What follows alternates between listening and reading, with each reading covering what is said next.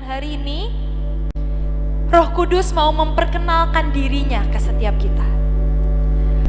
Roma 6 ayat 26.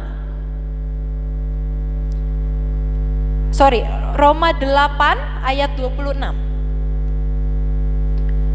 Roma 8 ayat 26. Sudah tampil? Belum? Oke. Roma 8 ayat 26, izinkan saya bacakan saja dengan cepat. Demikian juga Roh Kudus adalah Roh, membantu kita dalam kelemahan kita. Sebab kita tidak tahu bagaimana sebenarnya harus berdoa. Tetapi Roh sendiri berdoa untuk kita kepada Allah dengan keluhan-keluhan yang tidak terucapkan. Di The Message-nya tuh bagus banget, dibilang gini, Roh Kudus itu yang mentranslate setiap sigh and groan. Sigh itu setiap gini nih, Roh Kudus tahu setiap tarikan nafas kita apa artinya. Dia yang mentranslate itu kepada Yesus, kepada Bapa, sehingga ada doa yang naik dari setiap erangan jiwa kita. Dia yang mentranslate setiap groan. Groan itu apa sih? Di sini siapa yang pernah tangannya kejepit pintu atau kelingking kakinya kepentok meja? Sakit kan? Groan itu ada lagi nih. Itu groan. Sebuah erangan kesakitan. Dan bahkan di momen-momen hidup kita saat kita tidak bisa mentranslate setiap hembusan nafas dan setiap kesakitan kita, Roh Kudus ada di dalam hati kita untuk mentranslate setiap bahasa yang kita tidak bisa translate dan menjadikan itu doa kepada Bapa. Dan itulah yang membawa kesembuhan, yang membawa pertolongan, yang membuat Tuhan bergerak. Bukan karena kita bisa berdoa, tetapi karena ada Roh Kudus yang Tuhan Yesus kirimkan untuk setiap kita. Sebelum kita masuk dalam firman Tuhan, bolehkah saya undang kita sekali lagi, mari tutup mata kita semua. Biar Cece dan Lisbeth bantu kita masuk sekali lagi dalam penyembahan. Come Holy Spirit, fall on me now. Tetapi biar di tempatmu masing-masing, engkau tutup mata dan kau berkata, Tuhan Roh Kudus, perkenalkan dirimu padaku. Aku mau kenal.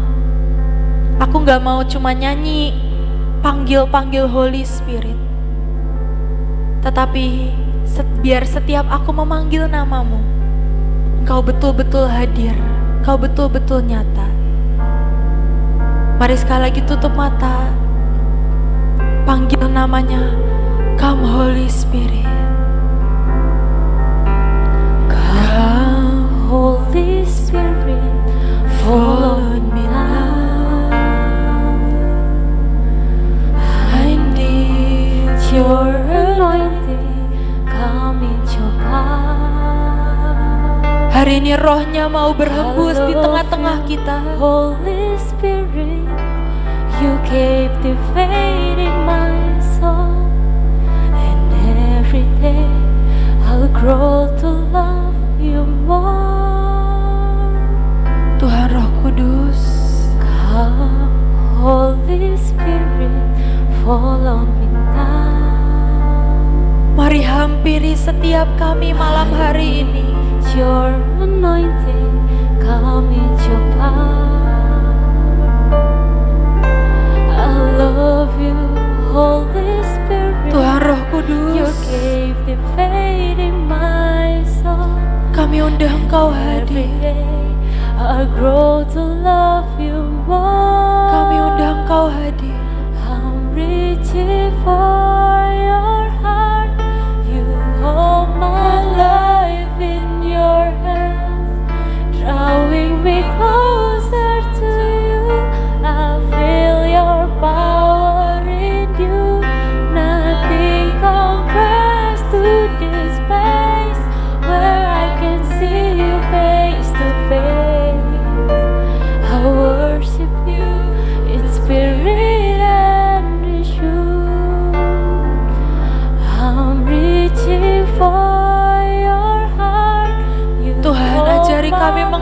hatimu Tuhan Roh Kudus.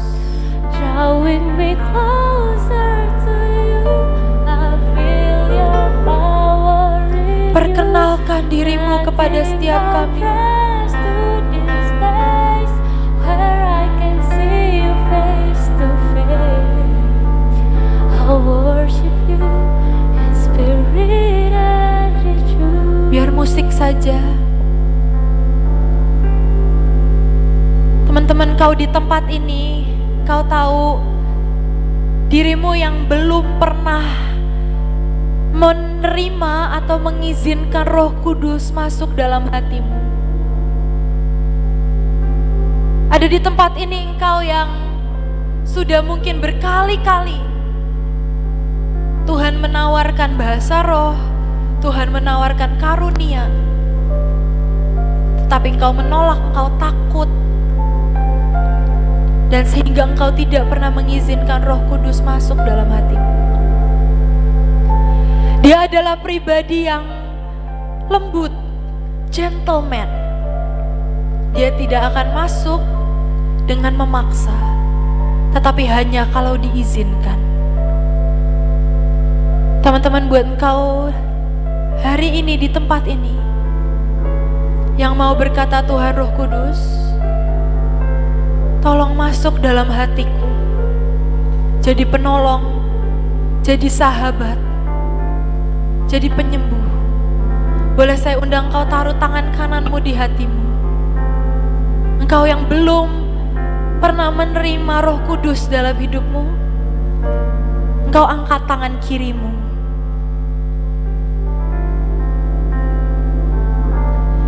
Sekali lagi biar lagu ini dinyanyikan dengan lembut. Teman-teman, kalau kalian lihat di kanan kiri kalian ada teman kalian yang mengangkat tangan kirinya. Boleh saya undang rame-rame aja. Datangi dia, sentuh dan mari doakan. Karena hari itu Roh Kudus hadir di upper room saat 2, 3, 12, 20 orang berkumpul. Biar sekali lagi lagu ini dinyanyikan dengan lembut. Mari datangi teman-temanmu yang sedang mengangkat tangannya dan berkata, aku belum pernah terima Roh Kudus dan aku mau terima.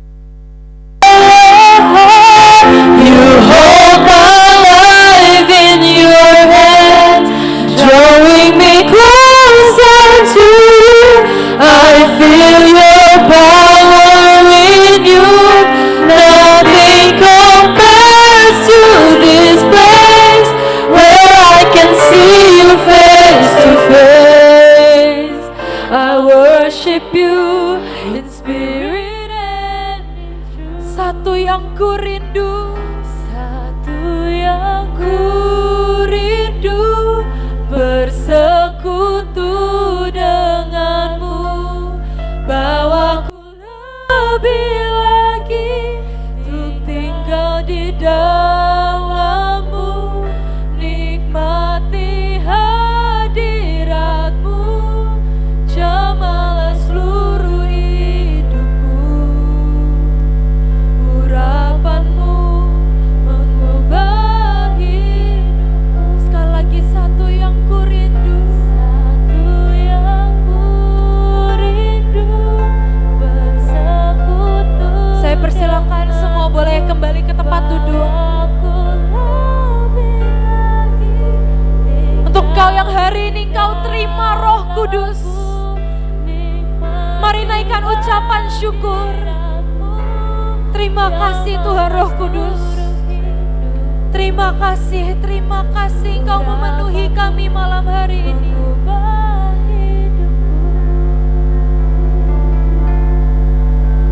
Terima kasih Tuhan Roh Kudus. Terima kasih untuk cintamu, terima kasih untuk hembusan nafas kehidupanmu.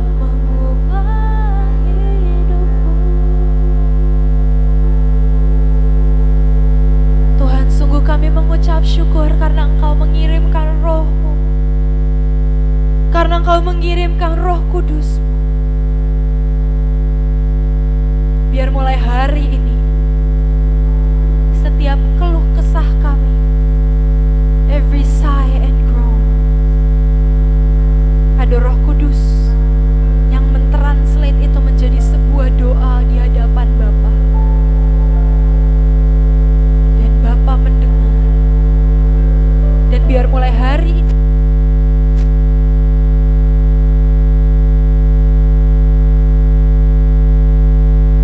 bagi hidup kami, Engkau Tuhan Roh Kudus yang jadi pembela hidup kami. Kau Tuhan Roh Kudus yang menjadi penolong, menjadi sahabat, menjadi penyembuh di dalam setiap masalah hidup kami. Terima kasih Tuhan, terima kasih. Di dalam nama Yesus kami berdoa dan mengucap syukur. Amin.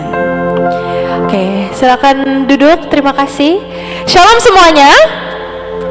Saya belum dengar suaranya. Shalom. Oke. Siapa yang merasakan Roh Kudus malam hari ini? Boleh angkat tangannya? Oke. Hari ini kita sudah merasakan, kita sudah bertemu, kita sudah mengundang Roh Kudus masuk dalam diri kita. Tapi untuk apa sih? Salah satunya, Dia adalah penyembuh. Dalam diri setiap kita ada sesuatu yang sangat urgent yang Tuhan sampaikan dalam hidup saya supaya saya bagikan hari ini. Kenapa ini sangat urgent?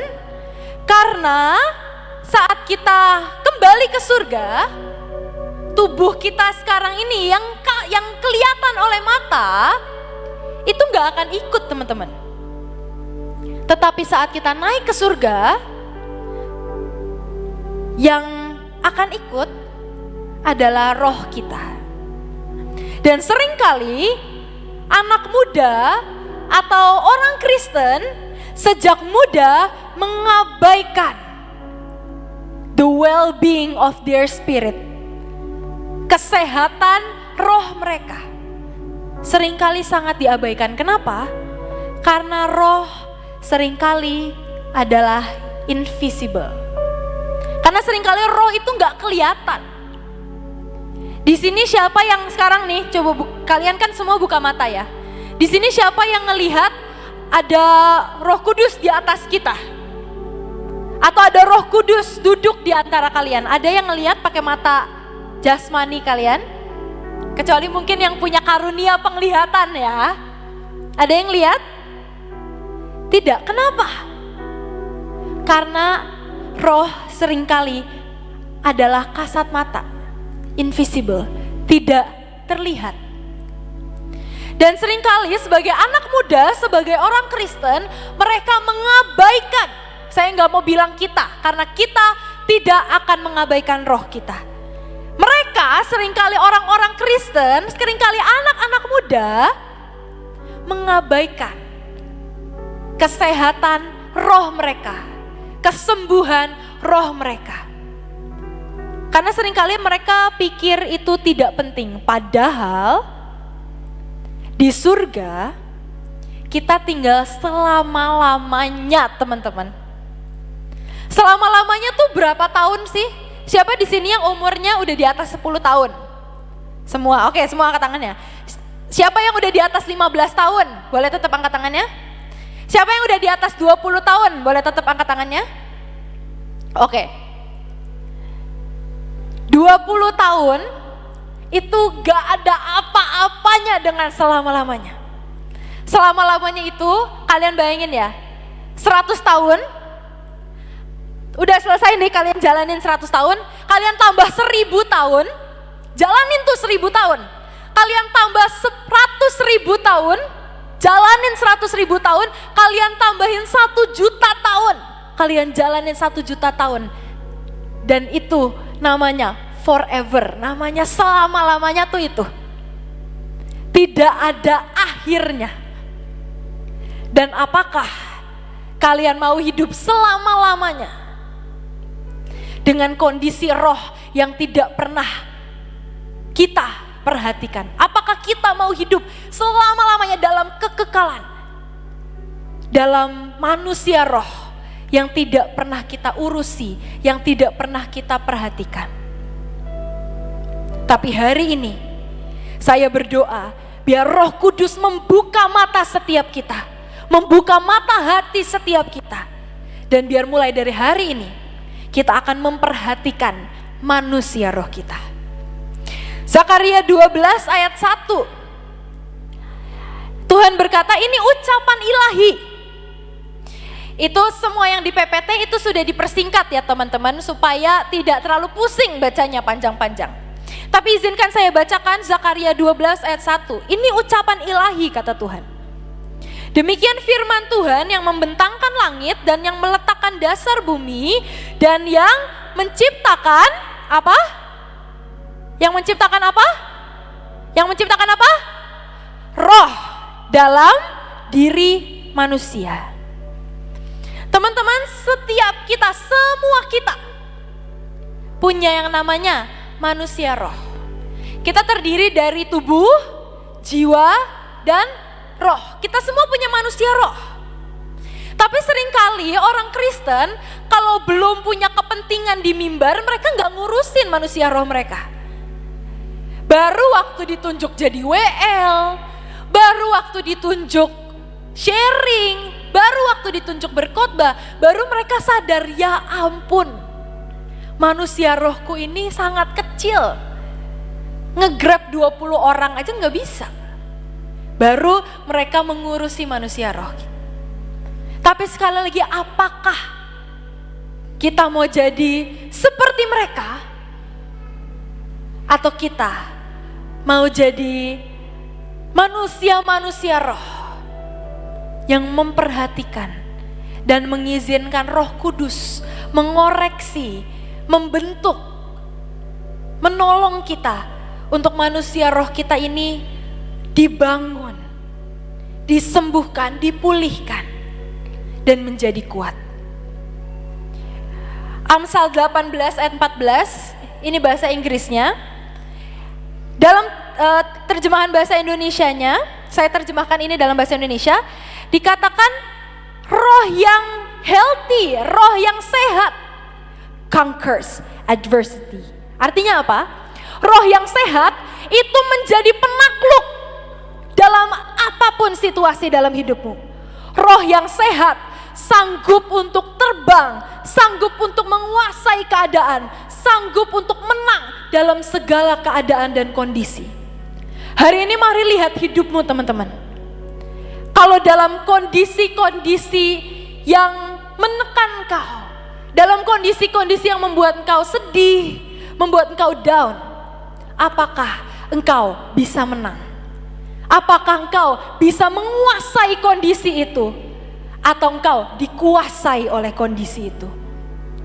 Papa mama boleh berantem di rumah, tapi apakah engkau menjadikan itu jadi tempat waktu terbaik untuk engkau berdoa dan bertemu Tuhan?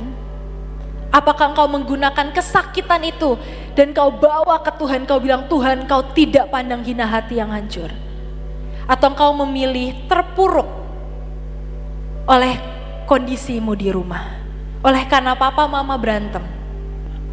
Perhatikan dirimu di sekolah, di rumah, di pekerjaan. Apakah engkau menjadi conqueror? Apakah engkau menguasai keadaan yang sulit, keadaan yang seakan-akan terpuruk?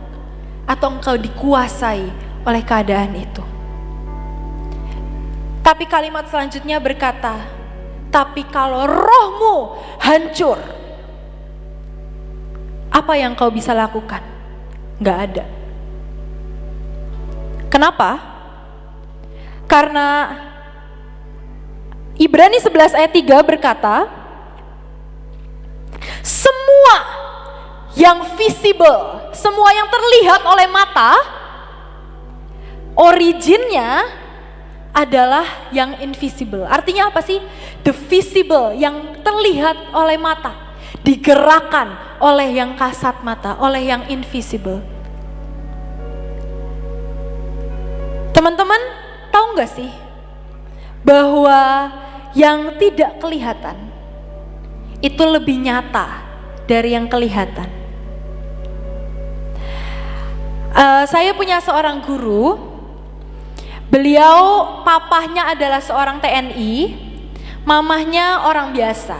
Dan singkat cerita, papahnya menikah dengan mamahnya, tapi papahnya menikah juga dengan perempuan-perempuan lain. Jadi mamahnya guru saya ini banyak. Dan berkali-kali papahnya bawa selingkuhan-selingkuhannya pulang, dan maaf kata, tidur di rumah bersama anak dan istrinya yang sudah dinikahi. Dan itu membuat mamahnya guru saya punya luka di dalam. Dia betul-betul kepahitan oleh suaminya. Juga karena suaminya ini TNI, sangat tegas, sangat strict. Anak-anaknya semua, mau cewek mau cowok, kalau salah dipukulin sampai berdarah, sampai babak belur. Dan itu meninggalkan luka. Lukanya kelihatan gak di hati? Enggak, lukanya gak kelihatan di hati. Tapi sekali lagi, the invisible is moving the visible. Akhirnya apa? Akhirnya mamahnya ini sakit di liver. Kalau liver, di sini yang mungkin anak-anak biologi, liver bahasa anatominya apa? Anatominya apa? Apa? Hati. Liver itu hati. Bayangin ya, dari yang sakit hati lihat anaknya dipukulin, sakit hati ngelihat suaminya selingkuh, sakit hati yang gak kelihatan loh, bukan hati jantungnya yang sakit, bukan livernya yang sakit, bukan, hati perasaan. Dari perasaannya yang sakit, tiba-tiba livernya, hatinya bisa ikut sakit. Dan terakhir sebelum ibu ini meninggal, livernya keras seperti batu. The invisible is moving the visible. Teman-teman, di tempat ini kalau kita setiap kali nulis kelemahan, terus kita bakar, terus kita injek-injek. Setiap kali kalau kita memperkatakan berkat untuk kota kita, tahukah bahwa yang kita lakukan itu adalah the invisible moving the visible. Dan seringkali gak banyak orang mengerti ini. Gak banyak orang mengerti bahwa saat rohnya kuat, sakit penyakit itu bahkan tidak bisa menyentuh dirinya. Gak banyak orang mengerti saat rohnya kuat dan dapat menguasai situasi, keadaan, kota di mana dia tinggal. apapun yang dia butuhkan, Tuhan menyediakan. Tuhan dengan sangat mudah memberi. Percayalah teman-teman, Tuhan kita itu Tuhan yang baik banget. Dia Tuhan yang mau kasih kamu duit, Dia Tuhan yang mau kasih kamu beasiswa, Dia Tuhan yang mau kasih pemulihan keluarga, Dia Tuhan yang mau kasih kalian nilai 100. Dia Tuhan yang baik.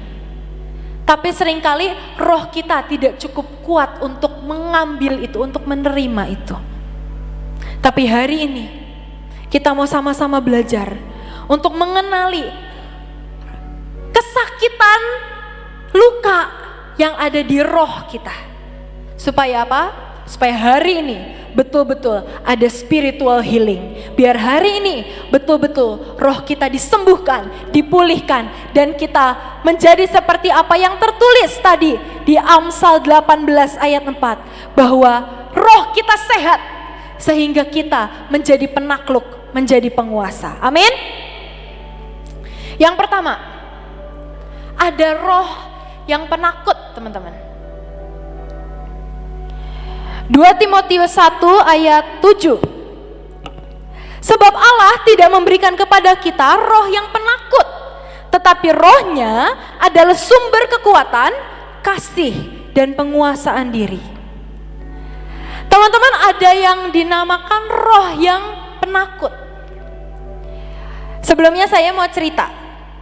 Hari itu kami ada, saya dan beberapa teman-teman, kita mau puasa ceritanya. Kita mau puasa bukan untuk acara, bukan untuk apa-apa, untuk diri kita sendiri dan untuk kota kita. Dan waktu kita berdoa, Tuhan harus puasa apa? Tuhan tiba-tiba bilang puasa gadget, puasa HP. Karena ini sudah terlalu banyak menjadi idol, menjadi berhala buat anak-anak muda. Akhirnya kami sepakat, oke, kita akan puasa HP. 6 jam, satu orang 6 jam puasa HP. Dan hari itu benar-benar susah, teman-teman. Otak saya kerjaannya mikirin kerjaan, mikirin aduh ada notif apa di HP, nanti ada kerjaan, ada orang chat, saya nggak bisa balas dan lain sebagainya. Tapi tiba-tiba waktu saya di rumah, saya mencoba untuk berdoa, mencoba untuk tidak memikirkan pekerjaan yang ada di HP saya. Tiba-tiba di rak buku emak engkong di rumah, emak engkong saya di rumah, ada buku ini. Namanya Healing the Human Spirit. Dan hari itu saya memutuskan untuk ambil buku ini dan saya baca dalam sehari selesai, teman-teman. Karena dari buku ini betul-betul mengajarkan saya bahwa ternyata bahkan saya yang sudah pelayanan, saya yang mungkin teman-teman udah sering lihat WL di depan, seringkali roh saya masih penuh dengan luka, masih penuh dengan kesakitan, masih penuh dengan cacat, dan sangat butuh kesembuhan. Kita kembali lagi, roh yang penakut. Roh yang penakut ini akarnya apa sih? Saya nggak tahu apa yang mungkin teman-teman pernah alami, tapi mungkin orang tua kalian pernah cerita. Roh yang penakut ini disebabkan oleh trauma.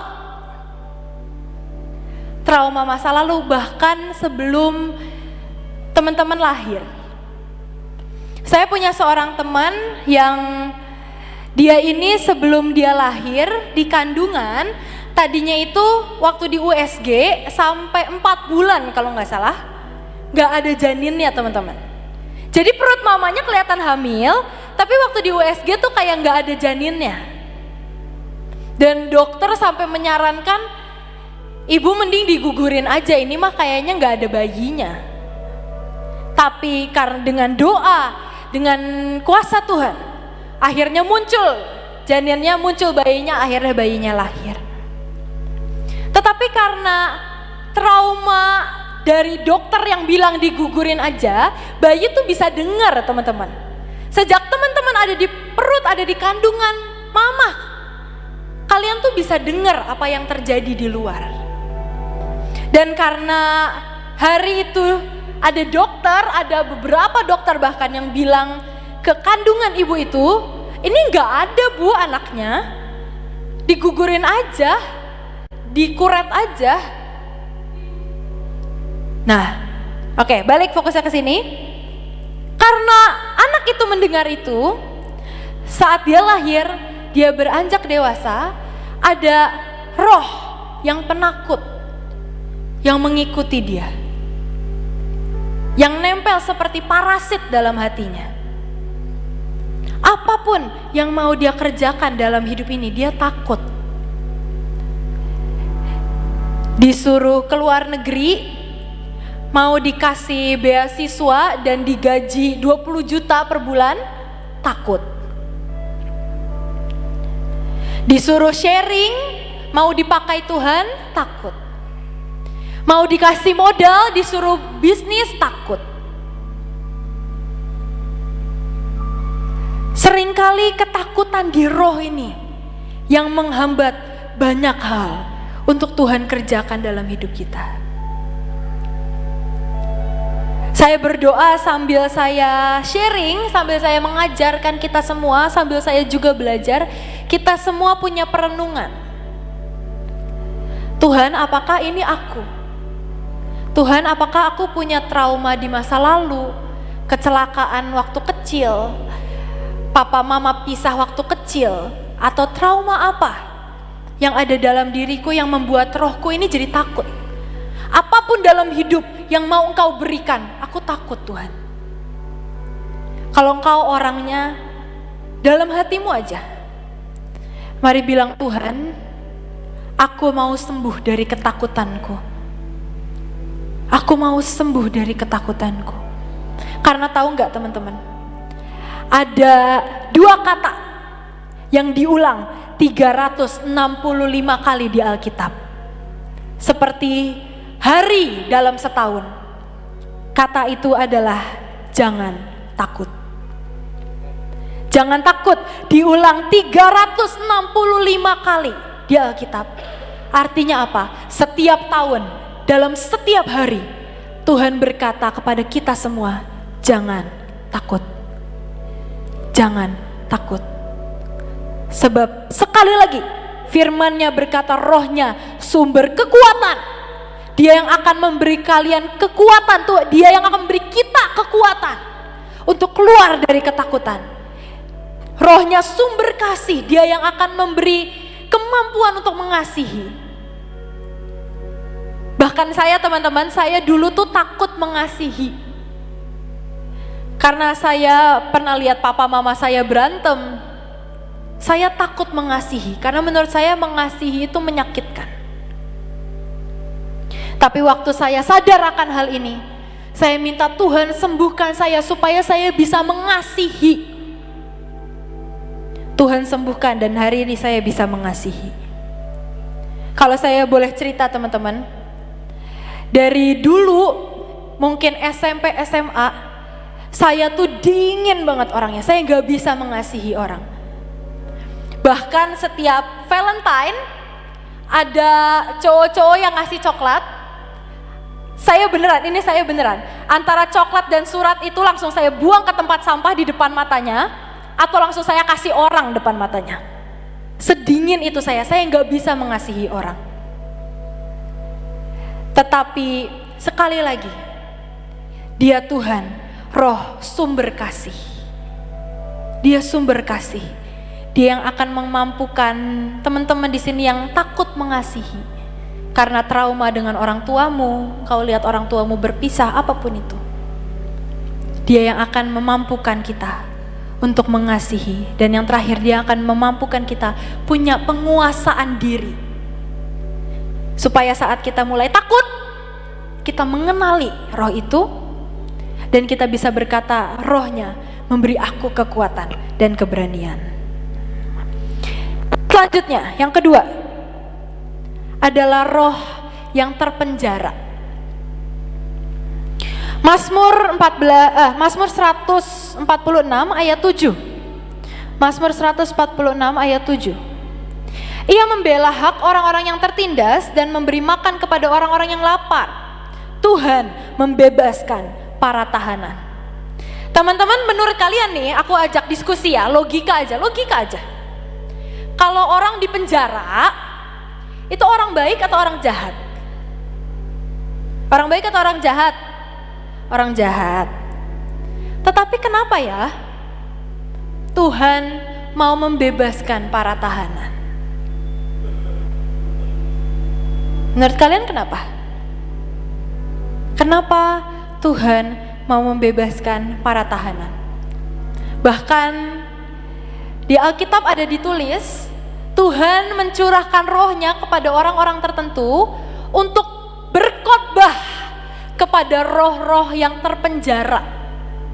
Waktu zaman Nuh, ada banjir, ada air bah besar-besaran, semua orang di dunia mati kecuali kecuali Nuh, istrinya, 3 anaknya, 3 mantunya, kecuali 8 orang.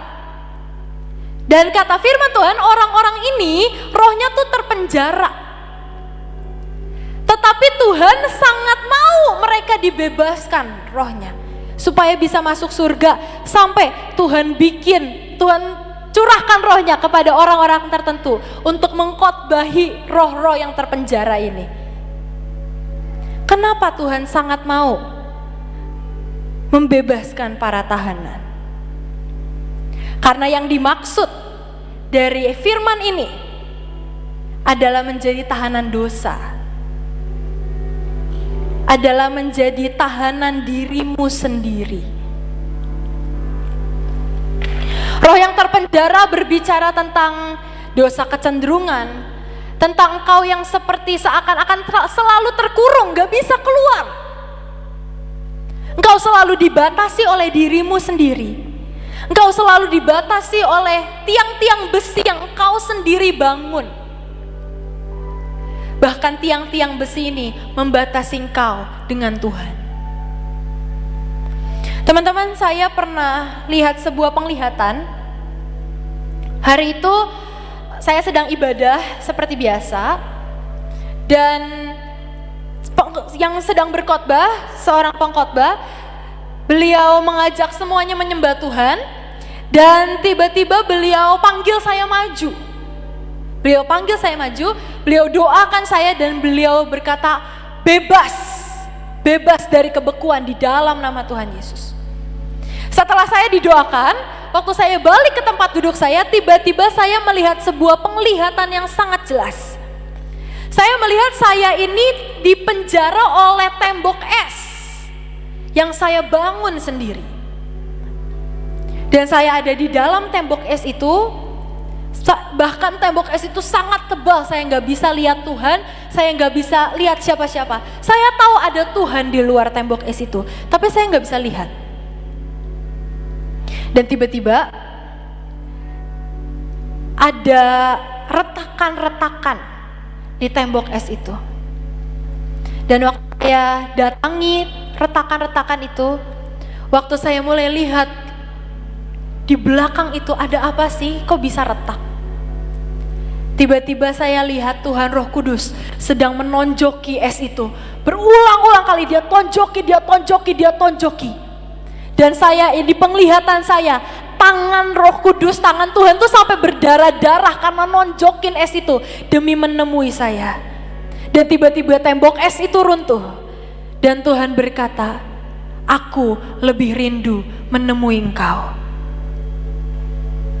Teman-teman, berapa banyak dari kita yang seringkali mengurung diri kita sendiri? Akarnya adalah karena kita pernah disakiti. Seringkali saat kita pernah merasakan sakit yang hebat, kita akan memilih mundur dan memasang sebuah tembok, memasang sebuah pagar, memasang sebuah tembok es, supaya tidak ada satupun orang di dunia ini yang bisa menyakiti kita lagi. Tetapi tembok es yang sama, penjara yang sama, itu juga memisahkan kita dengan Tuhan. Itu juga membuat Tuhan tidak bisa menjamah, tidak bisa menyentuh, tidak bisa memberi kasih-Nya kepada kita. Untuk engkau yang tahu bahwa Tuhan, rohku ini aku penjara karena aku terlalu takut untuk disakiti, karena aku terlalu takut untuk mengalami hal yang gak enak, karena aku sudah pernah terlalu sakit. Dan aku tidak mau merasakan itu lagi, sehingga aku membangun tembok, membangun tongkat-tongkat besi di sekitarku. Hari ini mari bilang sama Roh Kudus di tempatmu masing-masing, di dalam hatimu.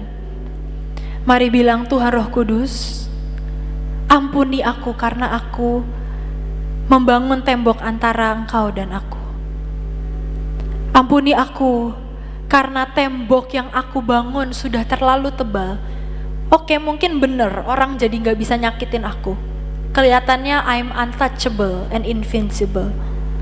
Tetapi ternyata belayan Tuhan dan cinta Tuhan juga tidak dapat kita rasakan. Yang ketiga, roh yang remuk. Mazmur 34 ayat 19. Adonai, Tuhan dekat dengan mereka yang patah hatinya, dan Dia menyelamatkan mereka yang hancur rohnya, whose spirit is crushed. Dari buku ini teman-teman, Ruth Hockey berkata bahwa roh yang hancur itu ada karena tekanan yang terlalu keras. Tapi hari ini teman-teman, mari merenung, kita ini terbuat dari apa sih? Kalau kita terbuat dari karbon, apakah waktu kita dipanaskan dan kita ditekan, kita jadi berlian? Atau kita gagal dan cuma jadi isi pensil? Apakah kita terbuat dari emas murni, sehingga kita sekali lagi bisa dipanaskan dan ditekan dan keluar menjadi sesuatu yang berharga? Ataukah dalam keadaan-keadaan hidup kita yang itu menekan hidup kita luar biasa, roh kita justru remuk? Tetapi ada kabar baiknya teman-teman, bahwa Dia Tuhan yang menyelamatkan, yang mau menyelamatkan mereka yang rohnya remuk. Hari ini apa sih tekanan yang terbesar yang sedang kau alami? Apakah tekanan untuk harus dapat beasiswa karena orang tuamu gak sanggup membiayai engkau kuliah? Apakah tekanan terbesarmu hari ini adalah harus cari pekerjaan yang bagus karena engkau harus membiayai orang tuamu? Apa tekanan terbesarmu hari ini? Tekanan dari orang tua, tekanan dan tuntutan. Apa tekanan terbesar hidupmu hari ini? Mari keluar menjadi permata, menjadi emas yang murni. Jangan biarkan roh ini remuk saat ditekan. Tapi mari jadi sesuatu yang berharga. Mari keluar menjadi sesuatu yang berharga. Saya akan selesaikan dengan cepat, 2 lagi teman-teman, karena waktunya sudah mau habis juga. Yang keempat, roh yang tercemar. Saudara-saudaraku yang kekasih, karena kita sekarang memiliki janji-janji itu, marilah kita menyucikan diri kita dari semua pencemaran jasmani dan rohani, dan dengan demikian menyempurnakan kekudusan kita dalam takut akan Tuhan. 2 Korintus 7 ayat 1. 2 Timotius 2 ayat 21. Dengar baik-baik. Tuhan mau memakai engkau. Tuhan mau memakai teman-teman semua untuk tujuan yang khusus. Jadi bersihkanlah dirimu dari segala yang jahat. Kau akan menjadi kudus dan Tuhan dapat memakai engkau. Kau akan siap untuk melakukan setiap pekerjaan yang baik. Roh yang tercemar ini apa sih teman-teman? Seringkali roh yang tercemar ini sejujurnya belum tentu salah kita. Seringkali roh yang tercemar ini selain kita bisa mencemari roh kita dengan dosa-dosa yang disengaja. Tetapi roh yang tercemar seringkali kita bahkan gak bisa tahu karena itu turun dari pendahulu-pendahulu kita. Ada alarm, sorry. Roh kita tercemar karena keturunan kita, karena keturunan di atas kita. Firman Tuhan berkata kita menanggung dosa nenek moyang kita. Dan tahukah teman-teman, seringkali kalau di atasmu ada penyembahan berhala, di atasmu ada orang tuamu, kakek nenekmu pernah nipu dalam bisnis. Seringkali itu yang mencemari roh. Itu yang mencemari roh keturunannya. Kalau kalian pernah dengar ada yang dikutuk 7 turunan gitu, dikutuk 3 keturunan, itu tuh nyata teman-teman. Kalau keluarga kalian pernah dikutuk oleh orang lain, oleh pendeta, oleh siapapun, itu tuh beneran turun. Dan itu yang mencemari roh. Dan saya berdoa pulang dari tempat ini, coba telusuri. Boleh tanya ke orang tua, boleh kalian tanya Tuhan, apa sih Tuhan yang mencemari rohku? Sehingga seakan-akan semuanya tuh ngeblur. Apa sih yang mencemari rohku? Sehingga setiap engkau ngomong, itu tuh gak jelas Tuhan.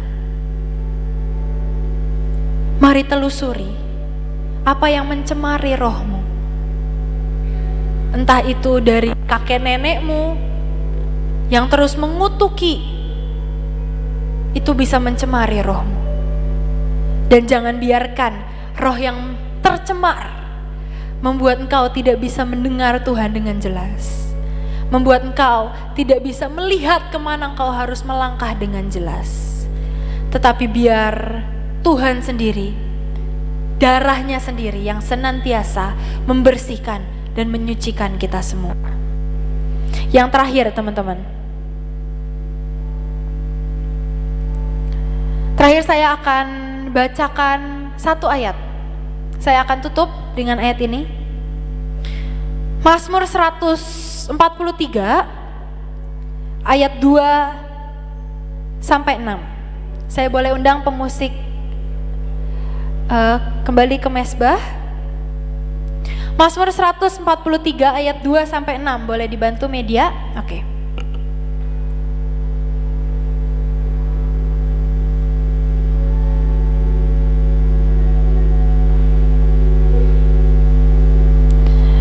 Aku ini hamba-Mu, janganlah mengadili aku sebab tak ada orang yang tanpa salah di hadapan-Mu. Ayat 3, musuhku mengejar dan mengalahkan aku dan menjebloskan aku ke dalam penjara yang gelap.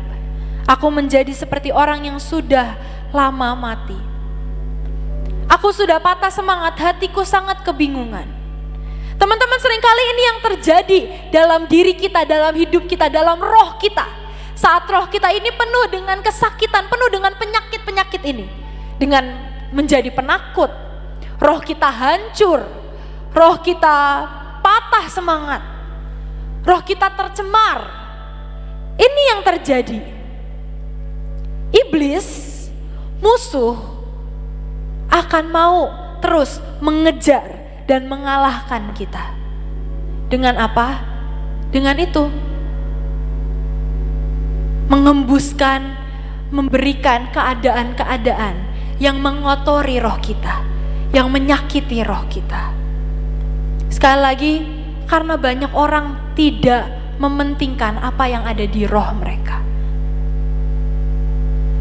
Dan justru karena tidak dipentingkan, justru karena tidak diperhatikan, iblis menyerang yang paling dalam. Tapi ayat 5 di Mazmur dikatakan, ku ingat hari-hari yang lalu, ku pikirkan segala perbuatanmu, ku renungkan semua karyamu. Aku berdoa kepadamu dengan tangan terentang, seperti tanah yang kering, jiwaku merindukan Kau. Teman-teman, hari ini apapun yang kau alami, kalau mungkin jiwamu patah, itu yang menyebabkan terjadi insomnia. Kalau teman-teman malam suka nggak bisa tidur, suka nangis sendiri di kamar tiap hari, itu roh kalian yang sedang diserang. Kalau teman-teman sampai depresi, kalau teman-teman sampai punya suicidal thoughts, self-harm, tahu iblis sedang mengejar kalian dan mau mengalahkan kalian. Tetapi sekali lagi, roh yang sembuh, roh yang sehat, conquers adversity, mengalahkan, menjadi penguasa dalam segala keadaan. Sedih itu boleh teman-teman, sedih itu normal. Tapi sedih yang terpuruk sampai kalian depresi, sampai kalian anxiety, sampai kalian punya pikiran-pikiran yang negatif, itu bukan dari Tuhan, itu bukan yang Tuhan inginkan. Dan hari ini izinkan Tuhan sembuhkan setiap roh kita. Boleh sekali lagi saya undang tutup Alkitabmu, dan sekali lagi kita tutup mata. Biar hari ini bukan dengan tangan manusia, tetapi dengan tangannya yang kuat, tetapi dengan rohnya yang akan menyembuhkan setiap hati kita. Teman-teman, saya mau undang 2 menit. Mari biar keyboard saja 2 menit. Mari ambil waktu sebuah perenungan. Bagaimana kondisi rohmu? The invisible is moving the visible. Apakah rohmu sudah menjadi kanker, penakluk, atau engkau masih ditaklukkan oleh keadaan? Apakah rohmu masih takut, terpenjara, remuk, patah, atau tercemar?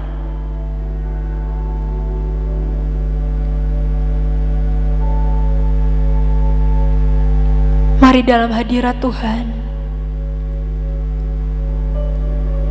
mulai merenung tragedi apa, trauma apa dalam dirimu yang engkau tahu itu merusak rohmu. Tuhan, tolong kami Tuhan. Tidak bisa manusia yang menyingkapkan, tetapi harus rohmu yang menyingkapkan.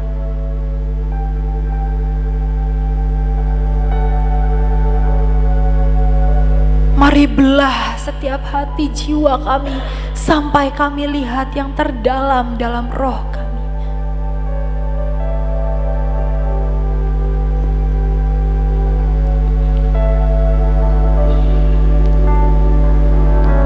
Dalam keheningan, dalam hadirat Tuhan, izinkan Tuhan singkapkan.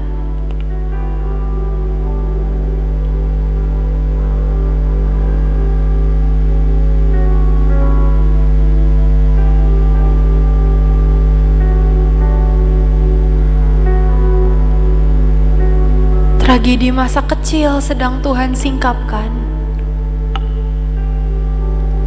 Alasan kenapa engkau tidak bisa mengasihi, Tuhan sedang singkapkan.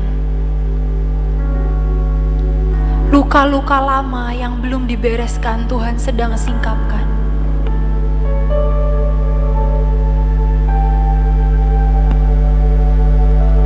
Beranikan dirimu mengakui itu.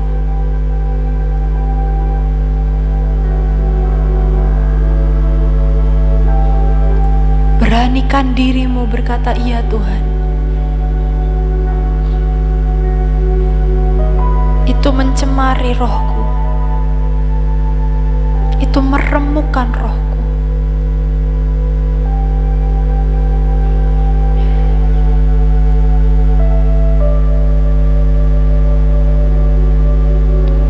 Dan hari ini teman-teman,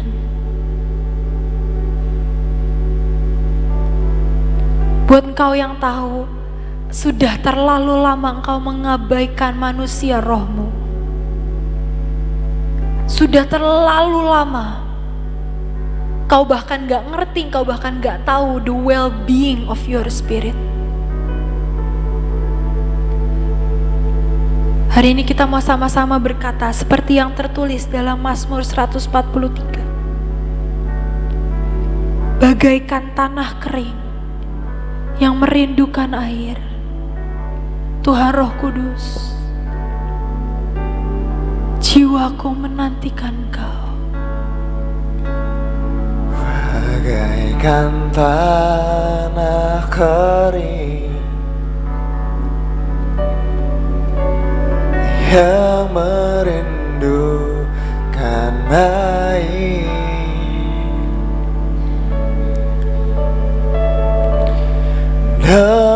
demikianlah jiwaku haus akan Engkau. Tuhan Roh Kudus, tolong kami Tuhan. Selalu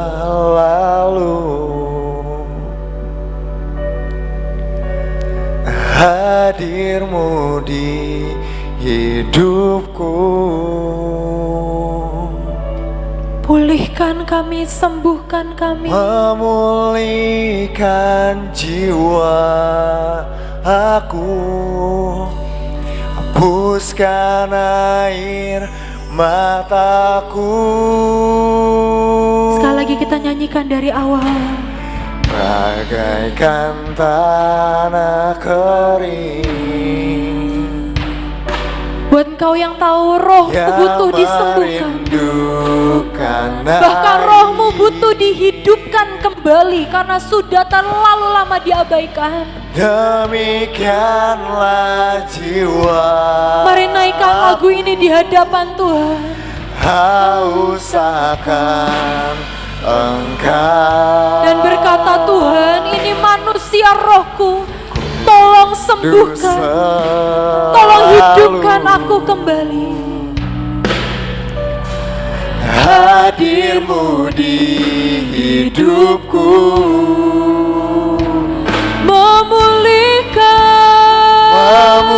memulihkan jiwa aku, hapuskan air mataku. Boleh saya undang kita sama-sama bangkit berdiri. Mengalirlah kuasa Roh Kudus, Izinkan rohnya mengalir, izinkan rohnya menyembuhkan kita. mengalirlah oh Roh Kudus, pulihkanku. Mengalirlah ya Roh Kudus, Mengalirlah kuasa Roh Kudus, mengalirlah di tempat ini,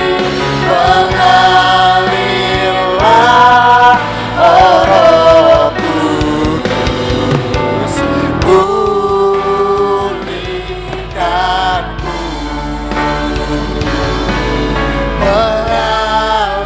Mengalirlah kuasa Roh Kudus, biar bukan dengan sentuhan tangan manusia, di tempat tetapi rohmu Tuhan yang menyembuhkan dan menghidupkan kembali roh kami. Roh Kudus, pulihkanku. Sekali lagi mari mengalirlah Roh Kudus, Mengalirlah kuasa Roh Kudus, mengalirlah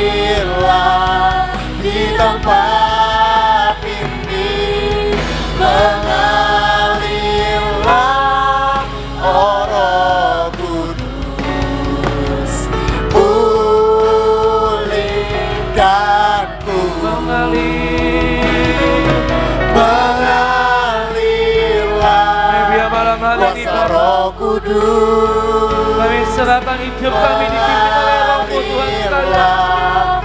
Di tempat Kami izinkan Tuhan, Roh-Mu Tuhan mengalirlah yang membawa setiap kami Tuhan malam hari ini. Pulihkanku, Katakan sekali lagi, mengalirlah mengalir Tuhan, kuasa Roh Kudus, terus mengalir Tuhan, kuasa Roh di tempat ini, terus mengalir Tuhan, mengalirlah menghampiri setiap kami anak-anak-Mu. Kudus, pulihkanku,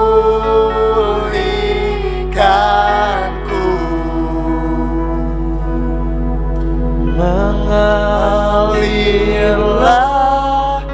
Roh Kudus, pulihkanku,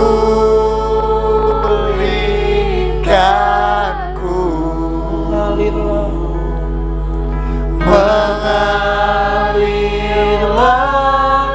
Roh Kudus, penuhiku, penuhiku.